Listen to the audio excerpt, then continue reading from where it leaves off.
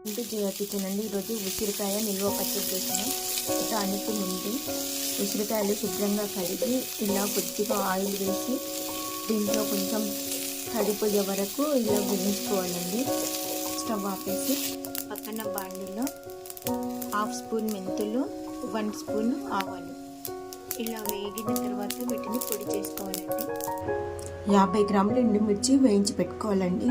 దీంట్లోనే 2 spoon వేరుశెనగకాయలు, 1 spoon నువ్వులు, 1 spoon జీలకర్ర, 2 స్పూన్లు ధనియాలు, ఇవి పొడి కోసము ఇలా అన్నీ వేయించుకోవాలి. 2 ఎల్లిపాయలను తీసుకొని వీటిని పొట్టి తీసి ఇవి కూడా మిక్సీ పట్టాలండి పొడి కోసము.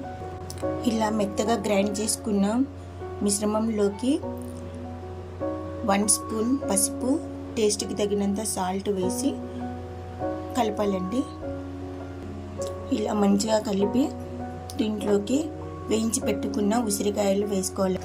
ఇలా అరటియాలండి. ఇది మిశ్రమాన్ని 1/2 కేజీ ఉసిరికాయలకు 1/2 కేజీ ఆయిల్ పెట్టుకోవాలండి. ఈ 1/2 కేజీ ఆయిల్లో 1/2 స్పూన్ ఆవాలు ఇలా వేయాలి. 4 నిమ్మకాయలు జ్యూస్ తీసిపోయాలి. ఆయిల్ చల్లారిన తర్వాత దీంట్లో పోసేయాలండి. ఉసిరి పచ్చడి రెడీ అయ్యిందండి.